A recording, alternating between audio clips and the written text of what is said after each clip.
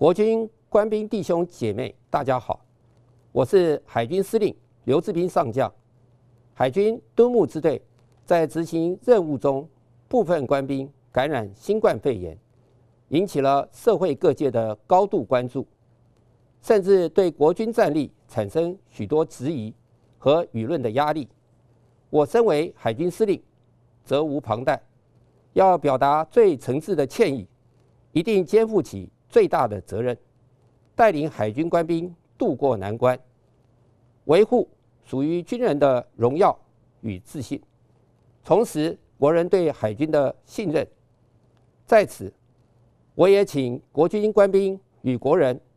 一起为正在与病毒奋战的国人同胞与官兵祈福，也感谢第一线医护人员的辛劳付出。海军是国军这个大家庭的一份子，我们是一家人，有血浓于水、同甘共苦、休戚与共的革命情感。而此时此刻，我们最关心的是官兵们的身体健康，以及军心的稳定、战力维持，让大家继续坚守岗位，把保家卫国的责任做好。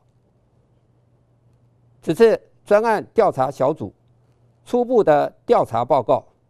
其中暂将2位同仁调离现职，是为了后续配合案情的调查与事实真相的厘清，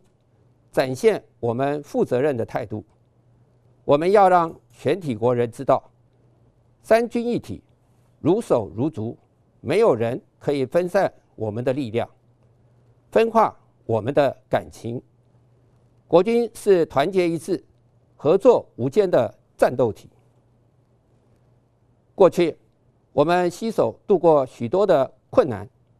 确保国家的安全与人民的福祉。现在这一场与病毒的作战，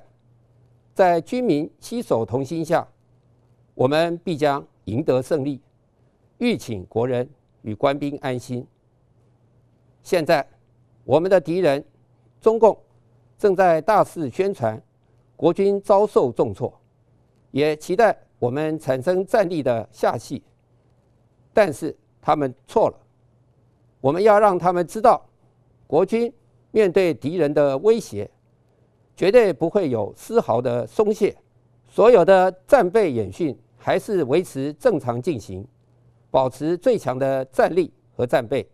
坚守岗位。我们用行动证明，中华民国国军